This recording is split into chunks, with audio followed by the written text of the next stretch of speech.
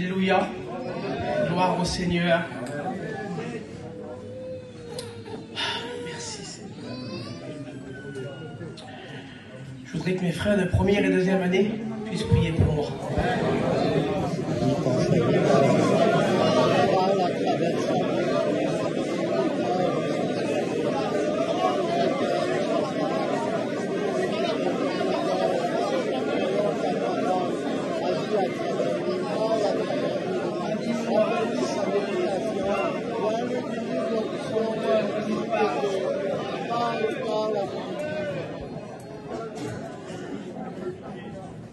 Je voudrais remercier les anciens, remercier Nicodème, tous les frères, tous les enseignants. Là.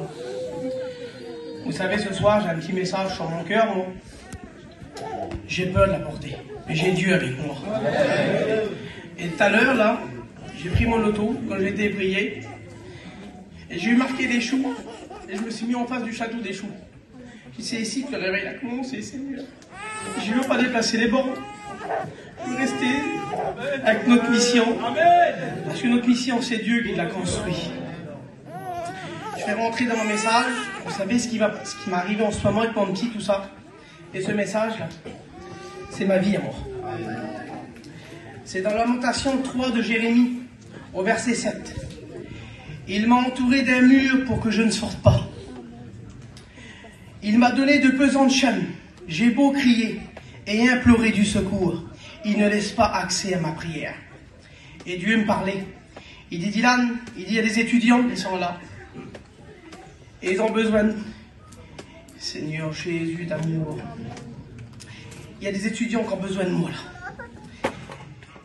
Et l'ennemi, lui, il nous a entourés d'un mur pour qu'on ne sorte pas. Il nous a mis des pesantes chaînes. On a beau crier et implorer du secours. Il ne laisse pas assez ma prière. Toi, tu crois dans ton cœur que ta prière ne monte pas le toit de ton camping. Tu dis, Seigneur, tu ne m'écoutes pas dans mes problèmes.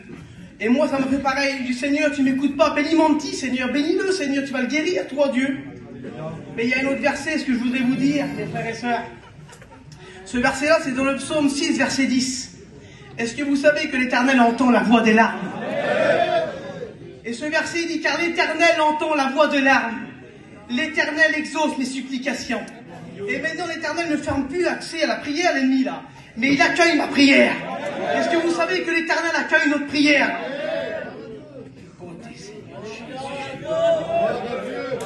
Vous savez que le Seigneur, il parle le langage des larmes. Le sanglot du cœur. Là où personne voit, Dieu voit dans ton cœur ce qu'il y a. Il voit ta souffrance. Et le troisième verset que je voudrais vous dire, c'est le Proverbe 14, verset 13. Il dit, au milieu même du rire, le cœur peut être affligé. Et dans le mot affligé, il y a attristé, bouleversé, accablé. Combien que tu es triste des fois, combien que tu as attristé dans ta vie, combien que tu as accablé des fois dans ta vie. Mais il y a Dieu qui est là, mes frères et sœurs. Et ce verset-là, c'est le Proverbe 12, verset 25. Il dit que l'inquiétude dans le cœur de l'homme là-bas, mais une bonne parole le réjouit. Et moi j'ai mis ma petite pensée, même dans le problème, la parole de Dieu peut être une réjouissance. Et je voudrais terminer avec deux petits versets. Vous savez, nous on dit, dans le psaume 34, verset 7, il dit, quand un malheureux crie, l'Éternel l'entend. C'est vrai, mes frères, il l'entend. Mais le psaume 34, verset 16, il nous dit ça. Est-ce que vous savez aussi que l'Éternel entend les pasteurs, les étudiants, les femmes d'étudiants, les chrétiens? Il dit, les yeux de l'Éternel sont sur les justes, et ses oreilles sont attentives à leurs cris. Il a écouté ta voix, il a écouté ta souffrance, lui. Et ce dernier verset, je voudrais dire ça à l'ennemi ce soir. C'est dans Michée 7, verset 7. Il dit, ne te réjouis pas à mon sujet, mon ennemi, car si je suis tombé, je me relèverai. Et si je suis assis dans les ténèbres, on va dire ça à l'ennemi ce soir, l'Éternel sera